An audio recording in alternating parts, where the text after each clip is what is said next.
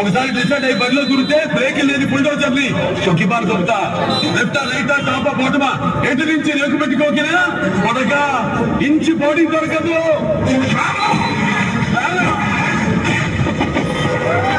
నేను ప్రళయం నన్ను ముట్టుకోలేవు, నన్ను తట్టుకోలేవు. నేను దాన్ని వేగాన్ని సింహాన్ని